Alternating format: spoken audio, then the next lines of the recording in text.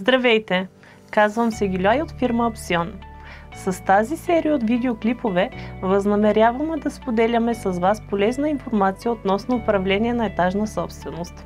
Както вече знаете, на 29 септември влязоха в сила новите изменения в Закон за управление на етажна собственост. Новите изменения засягат няколко основни системи от правоотношения, които ще са в сила, т.е. приложими в различни срокове. Важно е да се отбележи, че законът позволява етажните собственици да участват в общо събрание не само лично, но и чрез пълномощник. Това означава, че в случаите, в които собственикът няма възможност да присъства на общо събрание на етажната собственост, може да упълномощи друго лице, което да го представлява. Променя се и начинът на провеждане на общо събрание. В изрично изброени в закона случаи се предвижда възможност общо събрание да се провежда онлайн.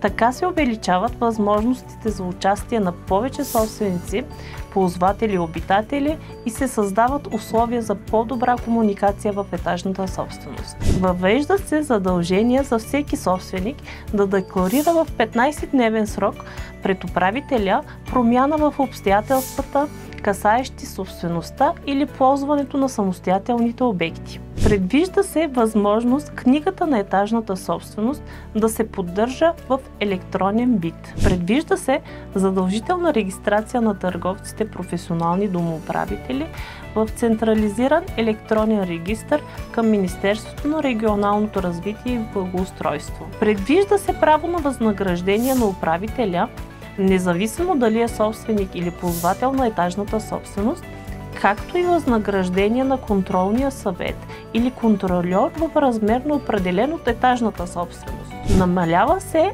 изискуемостта мнозинството при взимане на решения за възлагане на дейностите по управление на професионалните домоуправители. Може да намерите най-актуалните редакции на Закон за управление на етажна собственост в сила от 29 септември на сайта на Министерството на регионалното развитие и благоустройство на следния линк. Очакваме вашите въпроси и коментари. За още полезна информация не пропускайте да ни последвате в социалните мрежи.